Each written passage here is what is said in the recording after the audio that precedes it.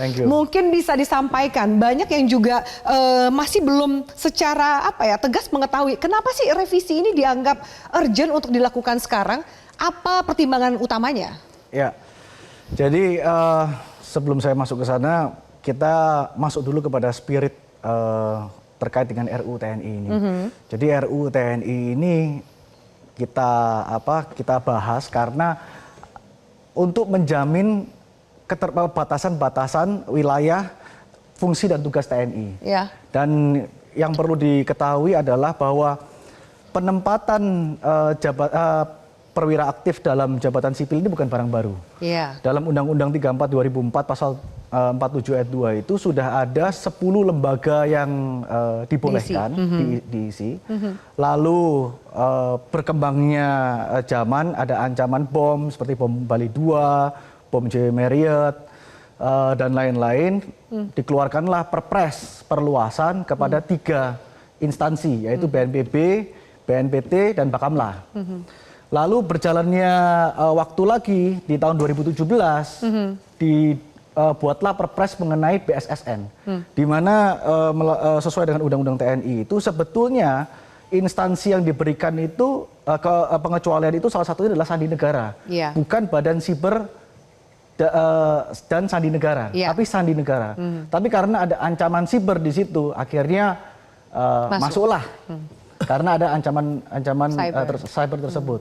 Perjalanannya ke depan ini ada ancaman-ancaman baru, ancaman global, khususnya terkait dengan ketahanan pangan maupun ketahanan energi. Dan terkait dengan ketahanan pangan ini pun juga diatur dalam Undang-Undang Nomor 18 Tahun 2012. Dan maka dari situ berlanjut, dan untuk mengakomodir semua ancaman-ancaman ini perlu dilakukan revisi karena Undang-Undang TNI ini sudah 21 tahun yang lalu dan iPhone aja belum ada. Jadi sudah cukup, Undang-undang sudah tua lah ya. Udah old tidak school relevan dan perlu relevan dengan situasi dan tantangan sekarang. Betul. Jadi itu semangatnya terkait dengan RUU TNI. Dan semua itu jawabannya adalah membawa TNI aktif masuk mengisi jabatan sipil.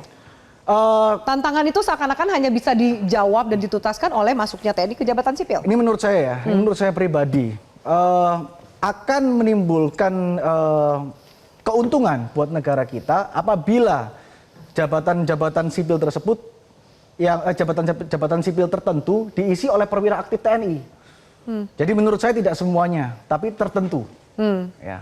Tidak semua tapi tertentu. Contohnya ketahanan pangan, ketahanan energi, infrastruktur. Itu objek vital yang diatur dalam Kepres 63 tahun 2016. Yang lainnya tentatif? Yang lainnya sambil menyusul. Karena gini, contoh kayak ketahanan pangan. Ketahanan pangan ini bercabangnya banyak. Contoh Kementerian Pertanian, Bulog, dan lain-lain. Ya itu.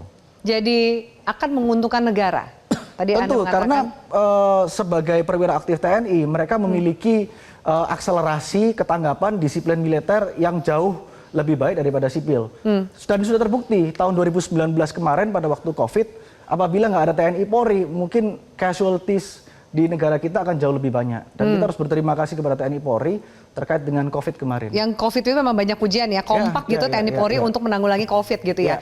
Jelajahi cara baru mendapatkan informasi. Download Metro TV Extend sekarang.